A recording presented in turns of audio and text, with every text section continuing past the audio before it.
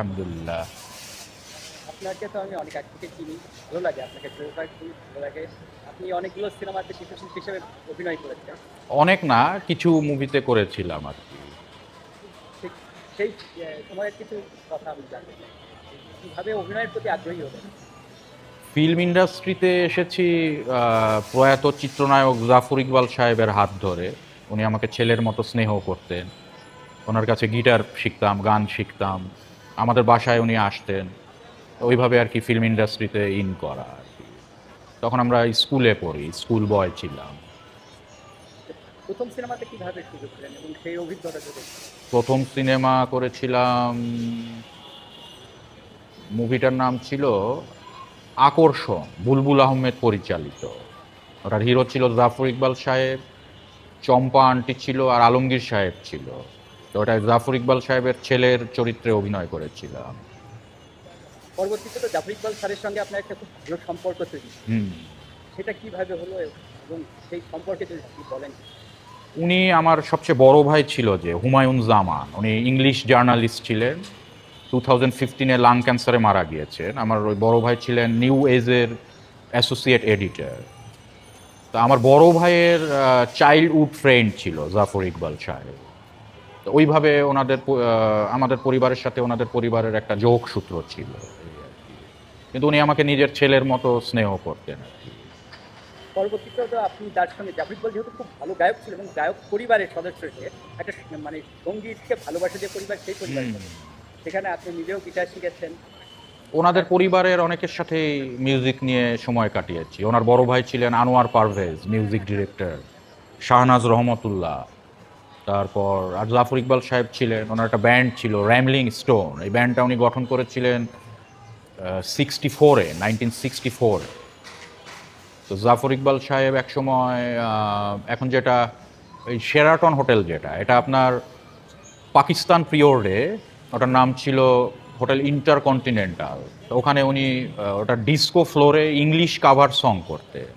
তো খানাতাউর রহমান সাহেব ওখান থেকে তাকে ধরে এনে হিরো বানিয়েছিল আপন পর মুভিতে 1969। উনি বেসিক্যালি ছিলেন মিউজিশিয়ান, খুব ভালো গিটারিস্ট ছিলেন এবং ভোকালিস্ট ছিলেন।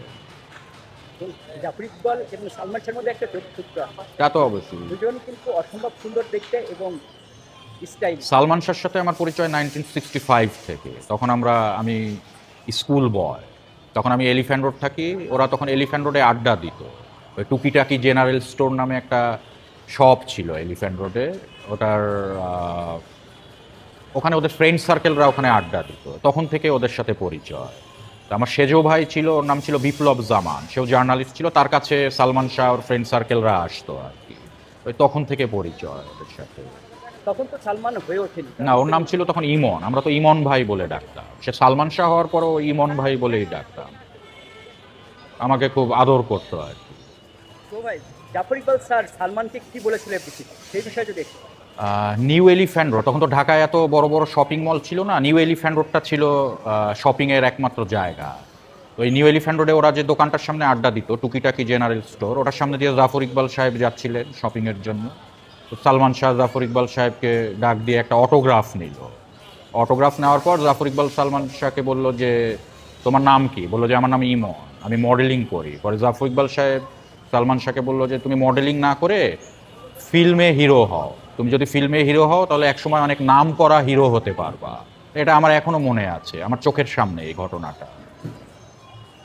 খুব সুন্দর একটা তথ্য। অনেক অনেক ধন্যবাদ।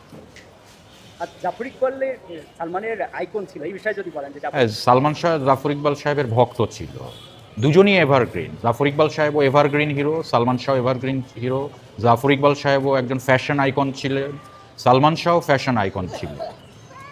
দুজনই চিরসবুজ। বাংলাদেশে নায়ক রাজ্জাক, জাফর ইকবাল আর সালমান শাহ, এই তিনজন হলেন চিরসবুজ। এই চিরসবুজ নায়ক এই তিনজন বাদে আর কখনো আসেনি, ভবিষ্যতেও মনে হয় আর আসবে না বাংলাদেশে। আর এর ফাঁকে যারা এসেছিল তারা সুপারস্টার, তারা এভারগ্রিন হিরো না। আপনার সালমান শাহ সিনেমাতে একটা খুব বড় অভিজ্ঞতা আছে যে সালমান শাহর আনন্দ সিনেমাতে আপনি ডামি হিসেবে কাজ করেছিলেন। হ্যাঁ, হ্যাঁ। সেই অভিজ্ঞতা যদি একটু বলেন। এটা সালমান শাহর মৃত্যুর পরে এই মুভিটা ছিল আনন্দস্যু সিনেমাটার পরিচালক ছিল শিবলি সাদি। তা আমি ওই সময় এফডিসি গিয়েছিলাম, তা উনি হঠাৎ আমাকে ডাক দিয়ে বললেন যে একটু আসো তো বাবা। তা একটা মেকআপ রুমে আমাকে নিয়ে ওই সালমান শাহ ওই যে এক ধরনের ঝুটিওয়ালা উইক আছে, ওই উইক পরালো, ও এক ধরনের ক্যাপ পরতো, ওগুলো পরিয়ে বিভিন্ন অ্যাঙ্গেল থেকে কিছু শট নিল। পরে বললো যে শুটিং করতে পারবো? আমি বললাম যে হ্যাঁ পারবো। তারপর ওই যে একটা গানের সিকোয়েন্সে অভিনয় করেছিলাম, কোন গানটা সেটা? তুমি মোর জীবনের ভাবনা, হৃদয়ে সুখের দোলা। এবার আসি সালমান শাহ, যেহেতু আপনি কোর্টে এসেছেন, নিশ্চয়ই তার প্রতি অন্যরকম একটা ভালো লাগা ভালোবাসা আছে। কোর্টে এসেছি আজকে, ওর মামলার 20 অক্টোবর ওর মামলার বিষয়ে এসেছি আর কি।